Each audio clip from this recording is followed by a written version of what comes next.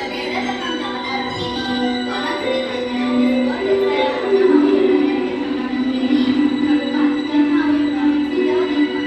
Di desa Widodaren tersebut terdapat sebuah makam yang diyakini sebagai makam Jalangkung. Sedangkan nama Widodaren berasal dari istilah Jawa yang berarti widodari, yang dalam bahasa Indonesia berarti bidadari. Pada zaman dahulu, hiduplah seorang janda yang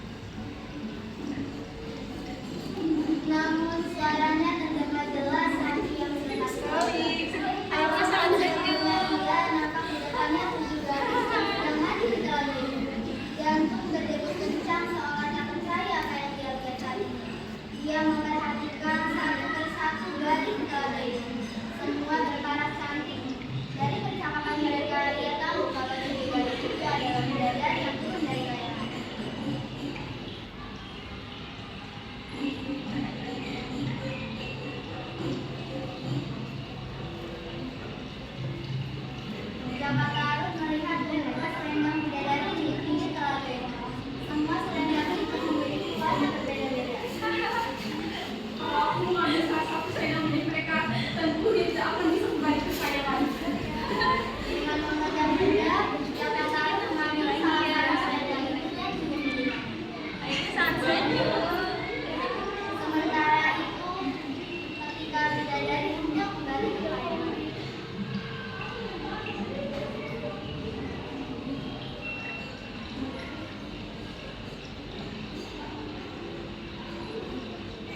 Selendangku di mana? ada apa, Manggar? Selendangku tidak ada, padahal tadi telah dikirim surat di kamar selendang kalian. Karena selendang pasti tidak akan bisa terbang dan kembali ke kayangan. Oh tidak, matahari sudah tenggelam, kita harus pergi ke kayangan. Lalu bagaimana? Maaf Nawang, maafkan kami harus kembali ke kayangan. Selamat tinggal Nawang, maafkan aku. Maafkan kami tidak bisa membantumu. Oh, harus bagaimana? Nawang kebingungan mencari di mana keberadaan selendangnya. Dia terus mencari di tengah gelapnya hutan seorang diri.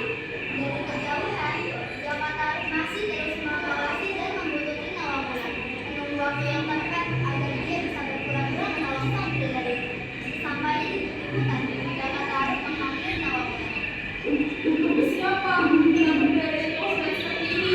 Apakah kamu ingin izin atau lebih penghuni kota ini?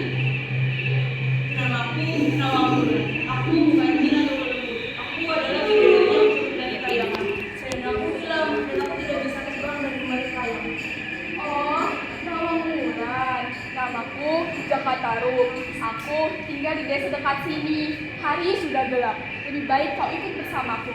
Banyak hewan liar yang berkeliaran ketika malam hari di sini. Menerima niat baik itu, Nawang mau menerima ajakan Jaka Tarub untuk tinggal sementara di rumahnya. Setelah tinggal bersama beberapa waktu, tumbuh benih cinta di antara keduanya. Hingga akhirnya mereka pun menikah.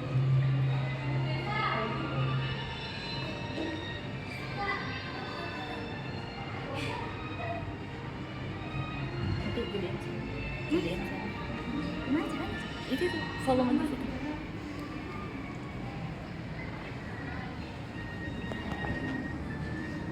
Sejak memiliki keluarga kecil, Jaka Tarub bisa. Beberapa waktu kemudian dari pernikahan itu mereka dikaruniai anak perempuan berparas cantik yang diberi nama Nawangsi. Sejak memiliki keluarga kecil, Jaka Tarub bisa menemukan kebahagiaannya kembali. Akan tetapi, ada hal yang mengganjal di pikirannya. Kenapa padi yang ada di dalam kita berkurang? Padahal dimasak setiap hari.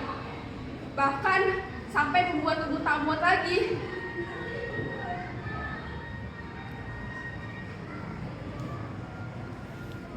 Mas Jaka Tarub, aku sedang memanak nasi, tapi aku harus mencuci baju di sungai. Tolong jaga apinya ya, jangan sampai kekecilan dan kebesaran. Dan ingat, jangan membuka tutup kukusnya.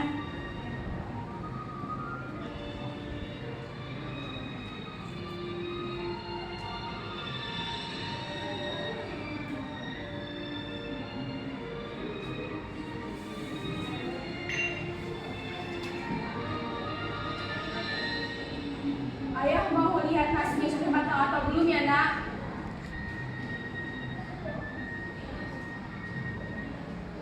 Dia pun membukanya dan lupa dengan pesan Nawang. Betapa terkejutnya ia terdapat sebutir biji padi. Jadi selama ini istriku hanya memasak sebutir beras. Tapi bagaimana mungkin sebutir beras hanya dapat menghasilkan beras yang sangat banyak? Mungkin ini adalah kesaktian Nawang sebagai bidadari. Sesampainya Nawang di rumah, dia begitu marah karena suaminya melupakan pesannya. Kini hilang sudah kesaktianku untuk mengubah sebutir padi ini menjadi sebakul nasi. Maafkan aku istriku, aku lupa dan aku tak tahu kalau akhir dapat menjadi seperti ini. Berjalannya waktu, persediaan padi mereka semakin lama